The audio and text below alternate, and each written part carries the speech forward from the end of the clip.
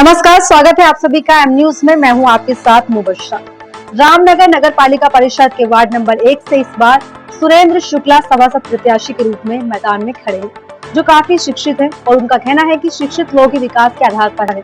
अगर वो सभासद बनेंगे तो अपने वार्ड का रूपरेखा बदल देंगे। इस संबंध में हमारी सब एडिटर बरखा सिंह ने सुरेंद्र शुक्ला से खास बातचीत की। नमस्कार, मैं हूं बरखा सिंह। आप देख रहे हैं आमने सामने न्यूज के खास प्रोग्राम शहर की संसद। आज हम मौजूद हैं रामनगर के वार्ड नंबर 1 में, जहां पर हमारे साथ सभासद प्रत्याशी सुरेंद्र शुक्ला जी हैं। सुरेंद्र जी, आपका हमारे चैनल में स्वागत है। नमस्कार। मैं सबसे पहले आपको पूरी नगर पंचायत को मैं नव वर्ष की हार्दिक शुभकामनाएं देता हूँ और मैं आपको भी शुभकामनाएं देता हूँ। आपको भी बधाई हो। सुरेंद्र जी, ये बताइए कि आपने राजनीति में क्या सोच के कदम रखे हैं? इस वार्ड में कुछ नया करने के लिए मैंने सोचा है, इसलिए मैं मुझे पॉलिटिक्स में कोई इंटरेस्ट नहीं था, लेकिन मैंने सोचा कि क्यों ना कुछ नगर पंचायत में अपने वार्ड के लिए कुछ अलग किया जाए। इसलिए मैंने सोचा कि इस बार सभासद का प्रत्याशी में बना हूँ और मैंने सोचा कि कुछ नया करेंगे। तो आप चुनाव में पहली बार कदम रखे हैं, तो आपने जनता को आकर्षित करने के लिए कोई रूपरेखा तैयार की है? जी बिल्कुल।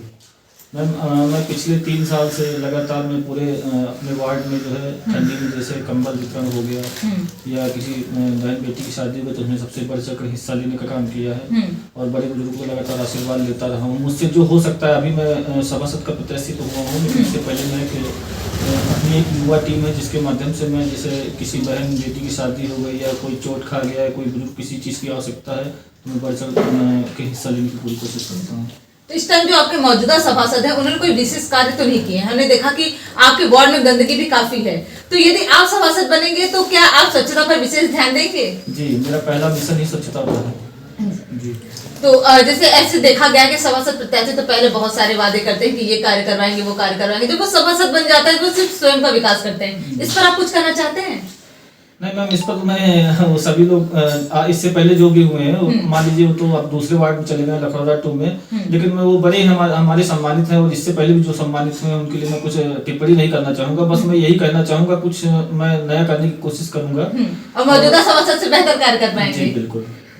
जैसे लोगों की और शिकायतें हैं कि बहुत रोड बने नहीं है, जो रास्ते हैं वो बहुत खराब हैं, तो आप कैसे जनता को संतुष्ट करेंगे इस पर? मैम, मैं जब सभासद पत्र ग्रहण करूंगा तो सबसे पहले मेरी प्राथमिकता यही होगी कि मैं सबसे पहले अपने वार्ड का विकास के लिए जो हमारे नगर के सम्मानित जनता जिन चेयरमैन का भी चयन करेगी उनसे मैं रिक्वेस्ट करूंगा, अपनी बात रखूंगा जनता के सामने। मैं जो भी समस्या है उसको सॉल्व करने की पूरी कोशिश करूंगा और मैं पूरी कोशिश करूंगा कि जो है वो समस्या है हमारे वार्ड की सॉल्व हो। विकास के क्षेत्र में सबसे पहला कदम आपका क्या होगा? विकास के क्षेत्र में सबसे पहला कदम मेरा वार्ड की साफ सफाई, सबसे पहला कदम, क्योंकि स्वच्छ भारत अभियान जो चल रहा है मैं मोदी जी का, मैं उससे बहुत प्रभावित हूँ। और दूसरी बात, मैं अभी युवा वर्ग से हूँ तो मैं पहले कोशिश ये करूँगा कि समाज में युवाओं को आगे बढ़ने का जो है मौका मिलना चाहिए। तो आपके ख्याल से एक अच्छे उम्मीदवार में क्या गुण होने बहुत आवश्यक है? बस यही कि जनता के जैसे जो चुनाव जो है वो जनता उसका चयन करती, तो मेरे हिसाब से सबसे पहले यही होना चाहिए कि जो है बढ़ चढ़ कर समाज में हिस्सा लिया जाए और जो भी समाज की जो है बुराइयां हैं उनको दूर करने की पूरी कोशिश की जाए। और मैं आपके चैनल के माध्यम से सबसे पहले ये कहना चाहता हूँ कि अगर पहले राजनीति में आना है तो आप पैसे और इस चीज़ के लिए ना रहिए, उसके लिए बहुत सी जगह है, बहुत सी चांस है। अगर कुछ नया करने का आपके दिल में है, कुछ नई चीज करने का, नई उड़ान, तो आप राजनीति में, ये अन्यथा बहुत से क्षेत्र हैं। जी बिल्कुल। तो आप जनता ये जानना चाहती है कि जो हमारे सभासद प्रत्याशी हैं वो कितने शिक्षित हैं? मैं ग्रेजुएट हूँ। अच्छा, ग्रेजुएशन आपने कर रखी है? काम कर रखा है, ग्रेजुएशन का पोस्ट ग्रेजुएशन में। और मैं प्रेजेंट टाइम में जॉब भी कर रहा हूँ, असिस्टेंट मैनेजर RBL बैंक में।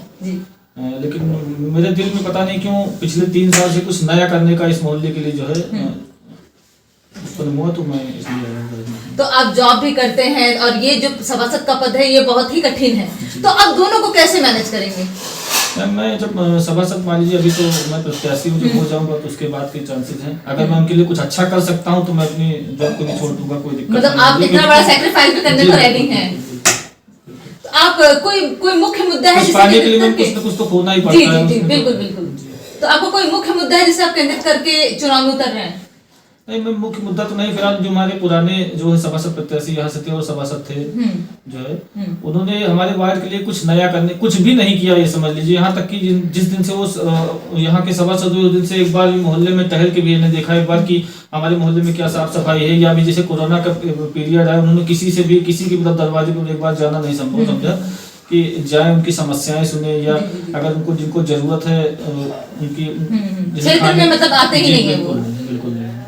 मैं पिछले 3 साल से अपने वार्ड में लगातार लगा हूँ। अभी मैंने 1 तारीख को 9 वर्ष पर सबको बधाई देते हुए सबको कंबल वितरण जिनको जो जरूरत है, और हमारे जो बुजुर्ग और सम्मानित लोग थे पूरे मोहल्ले में मैंने एक घर जाके सबको साल वितरण किया, उनका आशीर्वाद लिया है। और मैं निरंतर ये आपके मतलब चैनल के माध्यम से बताना चाहता हूँ, मैं सभासद बनूं या न बनूं, लेकिन मैं निरंतर उनका आशीर्वाद लेता रहूंगा। उनके आशीर्वाद से मुझे इतना भरोसा है कि मैं कहीं ना कहीं कुछ ना कुछ समाज के लिए कुछ अच्छा करने की कोशिश करूंगा। मतलब आप सेवा रूप में भी लगे रहते हैं, सेवा रूप में भी काम करते रहते हैं। बिल्कुल।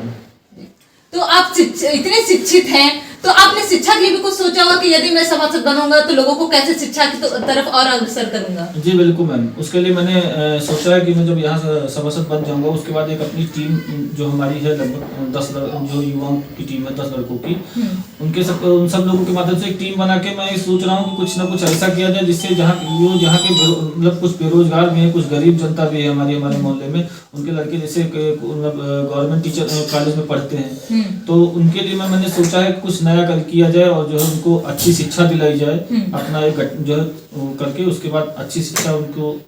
अच्छा, ये सब आपने सोच के रखा है। जैसे ऐसे बहुत आवेदन है, जैसे विधवा पेंशन है, वृद्धा पेंशन है, सभासद वो सब आवेदन लोगों के करवाते नहीं है, और कुछ हमने तो कुछ जगह ऐसे भी देखे हैं कि आवेदन करवाने के पैसे लेते हैं। तो यदि आप सभासद बनेंगे तो आप ये सब पे सबसे पहले क्या कार्रवाई ये सब कार्य मेरे पहले से ही चल रहे हैं। मैं मोहल्ले में रोज सुबह 7 से 10 जो है अपने मोहल्ले में टाइम देता हूँ, शाम को 5 से 7 2 घंटे पूरे मोहल्ले में टहलता हूँ। जिसकी जो समस्याएं मैं पूरी कोशिश करता हूँ, सभासद न होते हुए भी मैंने ये मतलब काम करने को उठाना और काम करने की पूरी कोशिश भी करता हूँ, करवाता भी हूँ कि आपकी जो समस्या जैसे विधवा पेंशन हो गई, किसी को कहीं जाना हो गया, या किसी चीज की ऐसी आवश्यकता हो गई जिसको मैं दे सकता हूँ। अभी तो मैं फिलहाल उस पे हूँ नहीं, फिर भी मैं अगर कोशिश करता हूँ। कोशिश करते रहते हैं। जी बिल्कुल नहीं। और हमारे चैनल के माध्यम से आप जनता से कुछ कहना चाहेंगे?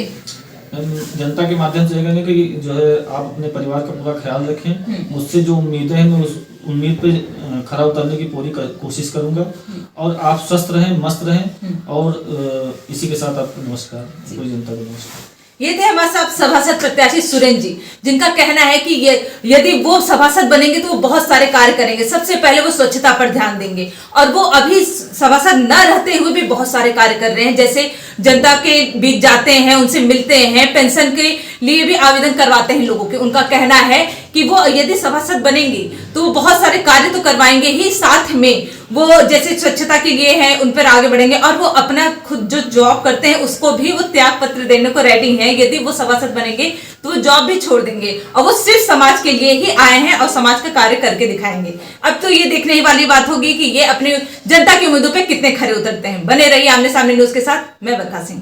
वैसे तो सुरेंद्र प्राइवेट बैंक में कर्मचारी हैं, पर वो वार्ड की देखरेख करना चाहते हैं।